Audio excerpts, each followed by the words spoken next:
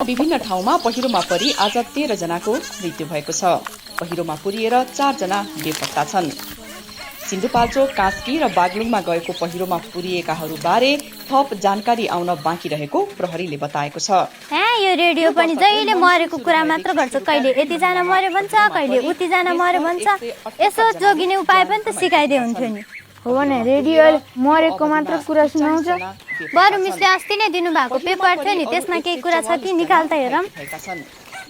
पछिल्ला वर्षहरूको तुलनामा यसपाला पहिरोबाट भएको मानवीय क्षति दोब्बरभन्दा बढी हो। यसैबीच राष्ट्रिय विपद जोखिम न्यूनीकरण तँलाई यो पहिरोको पूर्व संकेतहरूको बारेमा केही थाहा छ त? पढेको त थिएँ, बिर्सेँ। ल म पढ्छु त, राम्रोसँग सुन।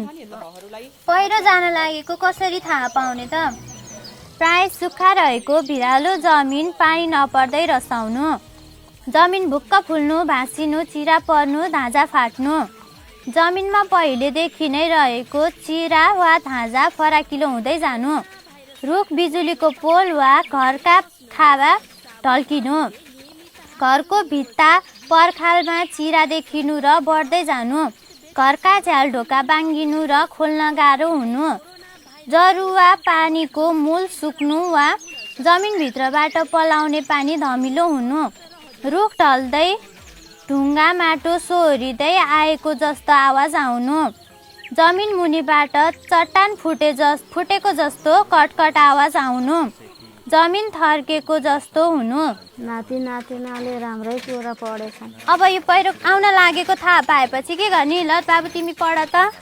ल नआत्तिने तर जति सक्दो चाँडो सुरक्षित स्थानतिर जाने, सामान जोगाउनतिर नलाग्ने, आफू र आफ्नो परिवारलाई सुरक्षित स्थानतिर लैजाने।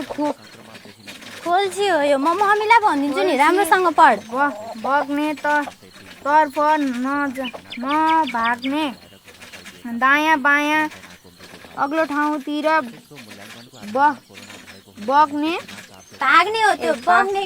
भाग्ने पहिले नै पहिचान गरेका सुरक्षित स्थानतिर भाग्ने, आफ्नो क्षेत्र तथा माथिल्लो भोगमा ठुलो पानी परेको अवस्थामा राति